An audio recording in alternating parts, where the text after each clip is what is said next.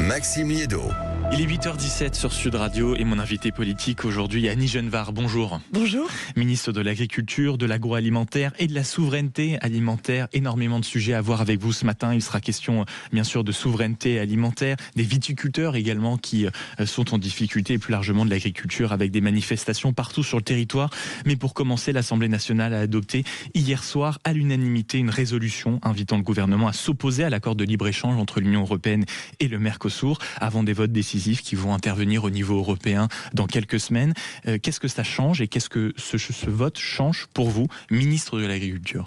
Ça confirme surtout l'opposition des Français à ce projet d'accord. Je considère que cet accord tel qu'il a été conclu il y a un an n'est absolument pas satisfaisant. D'abord parce que il expose notre agriculture à une concurrence qui est déloyale. Et ça n'est pas acceptable. Donc ce vote et cette résolution, c'est quoi ? Est-ce que ce n'est pas un encouragement supplémentaire à refuser définitivement cet accord ? En tout cas, le Parlement, dans son unanimité, a dit ce projet d'accord tel qu'il existe aujourd'hui, nous n'en voulons pas. Nous ne voulons pas de produits qui concurrencent nos propres agriculteurs, qui utilisent des substances ou des médicaments que nous avons interdits depuis très longtemps. Nous voulons protéger notre agriculture de cette concurrence qui n'est pas loyale. Donc il faut écouter le Parlement. Il faut toujours écouter le Parlement. Mais surtout sur cette résolution. Nous, la France a fixé les conditions auxquelles elle pourrait regarder plus positivement cet accord. Il faut effectivement une clause de sauvegarde qui empêche la déstabilisation de nos marchés. Il faut des mesures miroirs qui imposent une réciprocité des normes. Il faut des contrôles surtout de ce qui arrive des pays du Mercosur. Et toutes ces conditions à date ne sont absolument pas remplies. Donc quelle est la position, on va dire, officielle de la France ce matin après ce vote qui engage quand même le Parlement français ? Si je vous pose la question, c'est qu'on a bien senti, quoi qu'on en dise, et j'imagine votre position d'équilibriste ce matin, mais que le président de la République avait connu, on va dire, des hésitations entre son voyage au Brésil et ses derniers mots où il avait d'abord affirmé qu'il y aurait un non ferme de la France, juste avant avoir dit qu'en réalité l'accord pouvait être acceptable. Est-ce que c'est un non toujours aussi ferme ou est-ce que c'est un oui mais ? Nous avons fixé les conditions. La France, d'une seule voix, qu'il s'agisse du président de la République, du Premier ministre et des ministres en charge de ces questions, Benjamin Haddad et Jean-Noël Barrot et moi, nous avons toujours dit voilà les conditions d'exigence de la France. Donc, et ça n'a pas varié. La clause de sauvegarde qu'on pensait pouvoir être adoptée rapidement ne l'est pas. Les mesures miroirs, elles ne le seront pas non plus avant le 20 décembre. Donc, il y a beaucoup de conditions qui à date ne sont pas remplies et qui sans doute vont inspirer une réponse qui n'est pas à date encore connue. Mais aujourd'hui, en l'état, ce projet d'accord n'est pas acceptable. Quand vous dites une réponse qui n'est pas encore connue, c'est que si jamais cet accord, il y a une date, c'est le 20 décembre en tout cas, oui, voilà. et signé, la France forcément réagira de manière forte. La France s'exprimera naturellement. La France est le plus grand pays agricole de l'Union européenne. Elle a une voix forte et qui est toujours écoutée avec beaucoup d'attention. La signature finale devrait avoir lieu le 20 décembre du côté du Brésil. Qu'est-ce qui vous reste pour qu'on comprenne et pour que ceux qui nous écoutent saisissent bien le jeu ? Qu'est-ce qui reste concrètement comme moyen à la France pour s'opposer à la signature de cet accord ou, si ce n'est s'opposer, en tout cas garantir les quelques points que vous soulevez là ? Bien, vous savez, dans l'Union européenne, nous sommes 27. Cette affaire ne dépend pas que de la France, même si la France est un grand pays agricole. Donc il faut que nous convainquions les pays européens de ne pas accepter ce projet d'accord en l'état. Mais il n'est pas garanti aujourd'hui qu'une majorité s'oppose à ce projet d'accord. C'est la raison pour laquelle la France a essayé d'en corriger les effets négatifs. Mais bon, nous verrons comment tout cela tourne. Cela dit, le 20 décembre, l'affaire ne sera pas finie. L'histoire n'est pas achevée puisque le Parlement européen aura à se prononcer au printemps. Donc vous voyez, c'est quand même un projet d'accord qui a 25 ans d'existence. S'il avait été aussi bon que ça, il serait déjà signé. Donc, on va dire excessive vigilance donc jusqu'au 20 décembre. Au fond, si Mercosur aussi inquiète autant, c'est que derrière, il y a cette question de la souveraineté alimentaire qui est le cœur du métier des agriculteurs. Et vous vous dites souvent, Annie Genevard, ministre aussi de l'Agriculture et des agriculteurs, le 8 décembre, vous lancez un grand plan qui est le grand réveil alimentaire. Quelle est cette ambition à travers ce qui peut paraître uniquement comme un slogan? Il faut éveiller nos compatriotes, nos concitoyens au constat que nous ne sommes plus autonomes dans notre capacité à nourrir la population. Nous importons de plus en plus, nous produisons de moins en moins. C'est la raison pour laquelle nous devenons dépendants d'autrui. Et vous savez, il y a une dimension régalienne dans l'alimentation. Et nous parlons beaucoup aujourd'hui de la résurgence de conflits, de possibles conflits armés, voilà, pouvoir nourrir sa population dans une période très instable où la géopolitique est instable, c'est extrêmement important.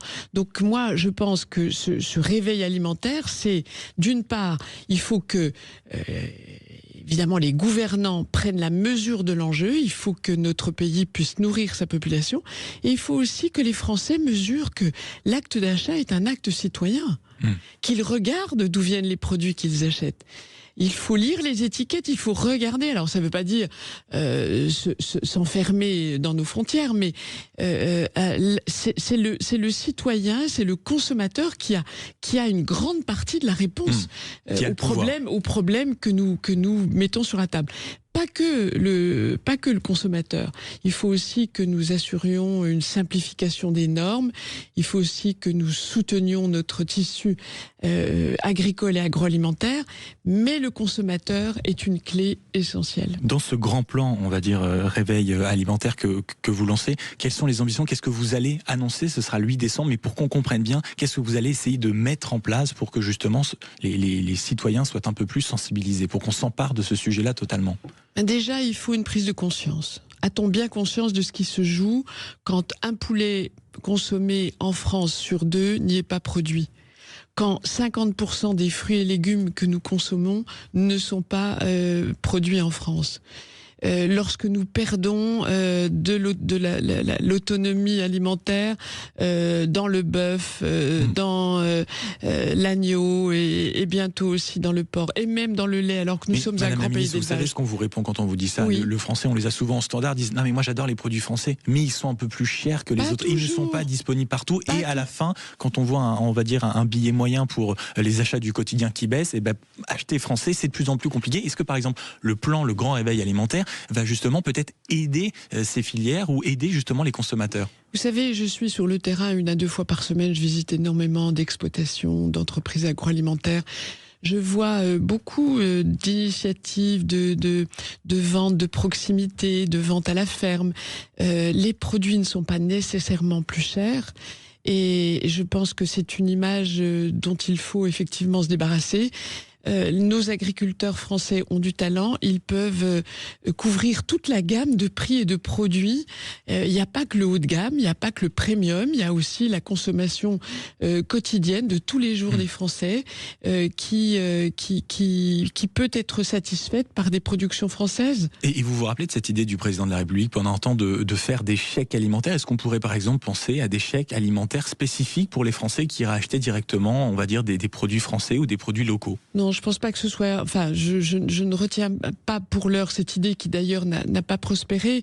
En revanche, dans les cantines, dans la restauration collective, la loi Egalim a posé le principe de 50% de produits de qualité, dont 20% de bio.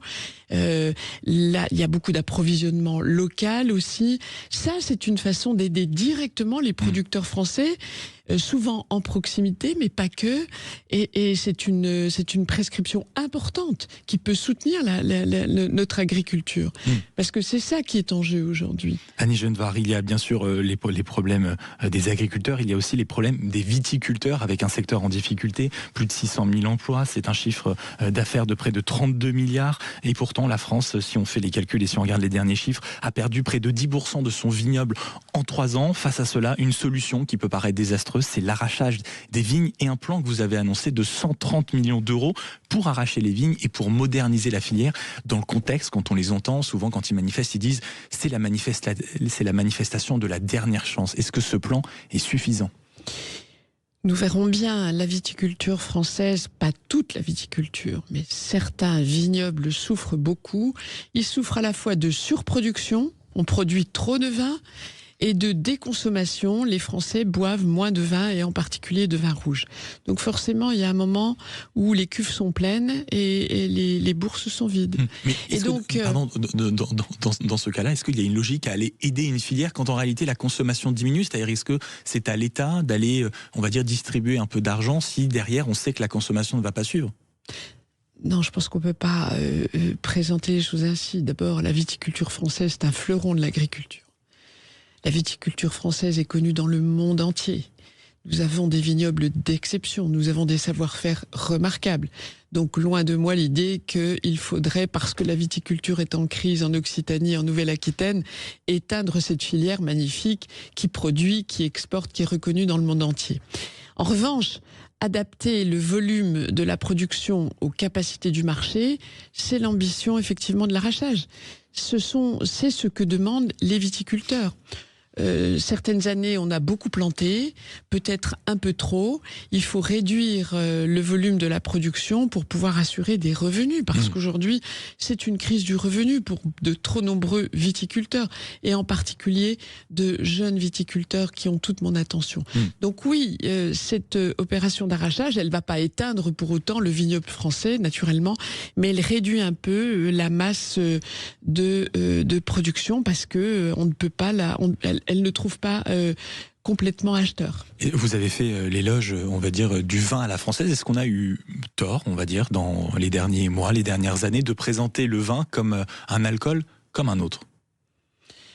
Alors, sans doute, si on l'a fait, a-t-on eu tort ? Parce que le vin n'est pas un alcool comme un autre. D'une part parce que c'est un univers d'une richesse incroyable en termes gustatifs, c'est un patrimoine, c'est une histoire, ça accompagne les grands moments de la vie de chacun, et évidemment c'est un alcool qu'il faut consommer avec une certaine modération, mais le vin suppose un apprentissage. Et c'est vrai que les modes de vie des Français ont changé. Le repas pris en famille, la bonne bouteille qu'on ouvre le dimanche autour de la table familiale avec la famille ou les amis, c'est une habitude qui sans doute a perdu un peu. Et c'était aussi le moment de l'apprentissage du vin, car le vin est un univers à apprendre. Et donc le vin n'est pas un alcool comme un autre. Et autre sujet également, parce que Sud Radio est partenaire d'un concert de solidarité qui se tiendra ce lundi à Narbonne, notamment pour aider et pour se souvenir des incendies qui ont ravagé l'Aude cet été. Plus de 11 000 hectares brûlés, 7 millions d'euros d'aide avaient été débloqués. Est-ce que vous, depuis votre poste, Madame la Ministre, vous observez que les agriculteurs et les viticulteurs, petit à petit, se relèvent enfin ? Alors, en France, il y a toutes sortes d'agriculture, il y a des territoires qui vont bien, il faut le dire, parce qu'il faut encourager nos jeunes à aller vers ces métiers, les métiers du vivant qui attirent. On a de plus en plus de jeunes dans les établissements agricoles.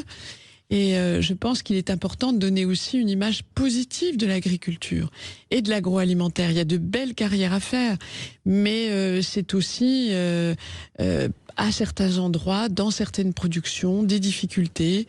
Et il faut en prendre la mesure. Et moi, je le dis souvent, mon travail, mon rôle, mon devoir, c'est d'être auprès des agriculteurs et de répondre à leurs difficultés.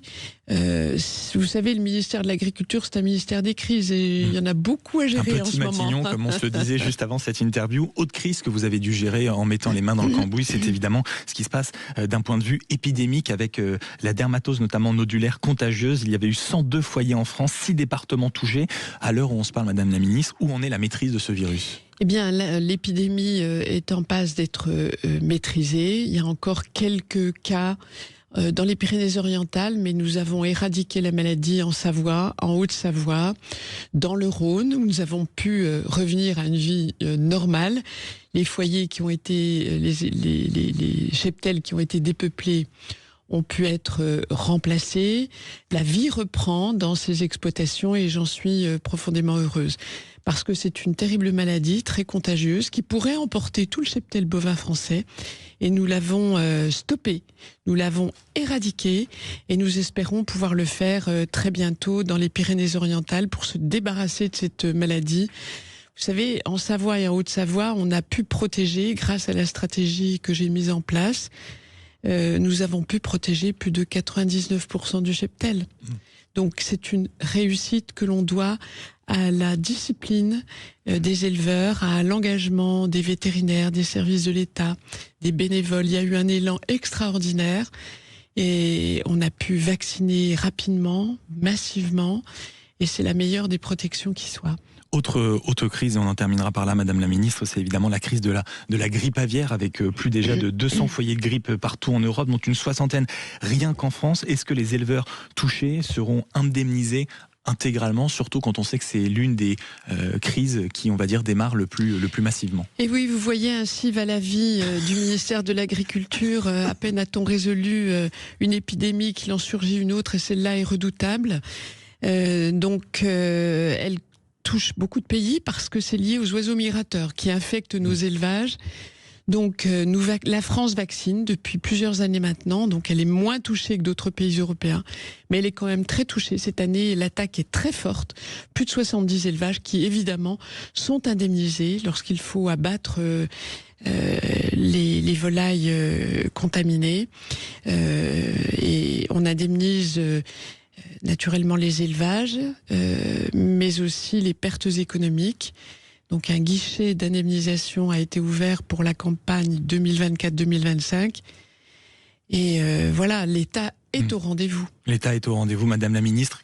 Quatre petites questions encore. Vous répondez simplement par oui ou par non. Les questions seront brèves, les réponses doivent l'être généralement tout autant. Est-ce que vous considérez qu'il faut désormais interdire le neurotoxique qu'on appelle l'hexane? Les députés ont voté une taxe dessus. Est-ce que vous considérez, puisque ça concerne l'industrie agroalimentaire, qu'il faut l'interdire définitivement?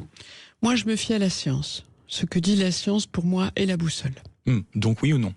Écoutez, c'est une question qui est à l'étude sur l'hexane, donc nous verrons ce qu'en dit la science. Est-ce que vous achèterez, si vous passez en librairie après le 10 décembre, le nouveau livre de Nicolas Sarkozy? J'ai toujours beaucoup lu avec attention Nicolas Sarkozy. Donc par curiosité, sans doute, oui. Oui, bien sûr. Est-ce que vous considérez que le président du parti duquel vous avez été suspendu, Bruno Retailleau, a encore un avenir au sein de la vie politique française, notamment pour 2027? Je pense que le jeu est ouvert. Donc oui. Oui. Merci beaucoup, Annie Genevard, d'avoir été avec nous ce matin sur Sud Radio. Et vous confirmez, parce que vous savez ce que vous allez provoquer en affirmant que le vin n'est pas un alcool comme un autre. Vous assumez. J'assume. J'assume. En tout cas, merci d'être venu ce matin au micro de Sud Radio. Annie Genevard, je le rappelle, vous êtes la ministre de l'Agriculture, de l'Agroalimentaire et de la Souveraineté Alimentaire. Bon courage donc dans ce petit Matignon, le ministère qui enchaîne les crises. Dans un instant, un sujet où là aussi c'est fait pour répondre à la crise. On parle évidemment des annonces du président de la République concernant le service national et annonces faites hier. On vous pose cette question, auditeurs de Sud Radio. Est-ce que vous, par exemple, vous encourageriez vos enfants, vos petits-enfants à vous engager pour aller défendre la France? Il y a un seul numéro, 0826 300 300. On en discute notamment avec Arlette Chabot et vous, bien sûr, au standard. À tout de suite.